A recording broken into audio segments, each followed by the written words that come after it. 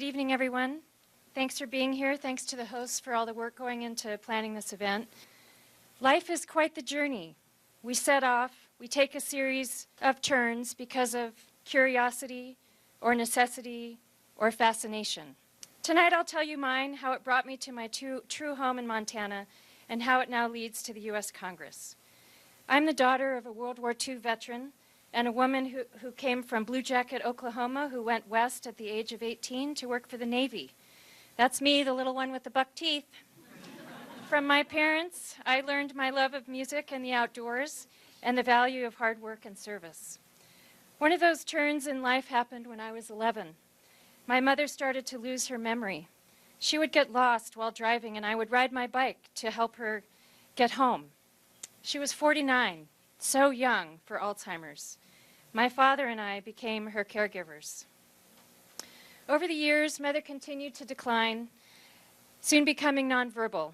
She would walk through the house humming, so I knew music could still get through to her. At age 18, I offered to delay college to continue to help, but the seizures were getting worse. I sang her a goodbye, and she died a couple weeks later. In some ways, I grew up quickly. In others, I didn't really know who I was. My journey continued, and college was where I began to find myself. My father, born in 1914, was a bit old-fashioned. College was for women to meet a promising husband, and if they failed to do so, at least pick up some skills they could support themselves with. Despite that low bar, I became fascinated with the policy decisions we humans make about our natural world and focused my studies on resource economics. Fast forward now through several jobs, grad school in Colorado, then work in Oregon and Washington, all the time scraping together my career in natural resource problem solving. Neither phone books nor jury duty could catch up with me. After 6 years in Portland, I found myself missing blue sky winters and wanting to get back to the Rockies, and then the stars aligned. I made a cold call to the Environmental Quality Council in Helena, and soon I had a job offer. It all happened so fast. I was 34, single, footloose, and my only family was a dog. Was I going to fit in? I asked my interviewer, Debbie Schmidt, and she told me about Montana's history of strong women. She told me about Jeanette Rankin, America's first female congresswoman, about single female homesteaders who came west to eke out a living on the land, about the women who managed the ranches and farms when their husbands served in World War I. That was all I needed. I packed up everything in the dog and a U-Haul and drove to Montana. There was a need, I had the ability, and I stepped up. That was 24 years ago. Montana was the first place that ever felt like home. Bluebird days, exchanging the Montana wave on a country road, tracking elk in the snow, a job crafting natural resource policy for Montanans. I was so fortunate. And to top it off, I met the love of my life. A man just as comfortable in Carhartts as a tuxedo, smart, outdoorsy, witty, kind, and a fellow water expert.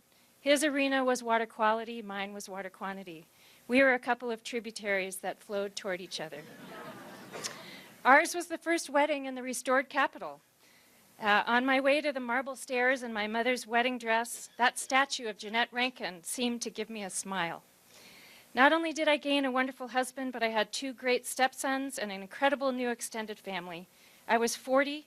I had waited for the perfect partner, and that day I got to marry him. We hunted, fished, camped, canoed, cooked, gardened, did back-breaking home projects, raised dogs, biked, skied, traveled, and more. In 2009, Tom went to Iraq on a foreign service assignment, and I found myself watching too many Law and Order reruns. I was approached about running for office. In the previous session, the legislature couldn't even pass a budget. It was dysfunctional. There was a need, I had the ability, and I stepped up. I spent 3 terms in the state legislature where I worked to improve healthcare access and affordability, protect our lands and waters, create opportunity for Montana's working families. We expanded Medicaid. We fought for women's rights and non-discrimination. We created hundreds of small businesses, and we negotiated a water compact that protected tribes and senior water holders across Montana. In 2016, Tom and I decided I would not run for re-election. We would travel the West together, working with farmers and ranchers. We announced this on January 11th. 5 days later, the sheriff came to my door and told me Tom had collapsed while skiing and couldn't be revived. Another turn in the road, a shocking and difficult one. I worked to heal our family and help the boys with their grief. A year and a half later, I turned to my own next chapter. I thought about going back to the legislature, but watching the national news was both motivating and terrifying. Congress can't pass a budget. Washington is dysfunctional. Greg Gianforte does not represent us. There is a need. I have the ability, so I've stepped up.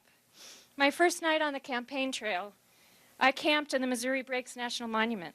In the morning, I went down to the canoe launch and let my dog swim. When I walked back up the bluff, there was a sign that said River Mile 0 with a life jacket thrown over it. The symbolism struck me immediately. Here's another new journey. Find the best route, be smart. So here we are, probably River Mile 5 or so. I've got my life jacket, my paddle, my map, and the path to victory against Greg Gianforte is clear. Let's nominate the candidate with the strongest progressive record, who can also work across the aisle, roll up her sleeves, and get things done for Montana. And let's give Jeanette Rankin her long overdue successor.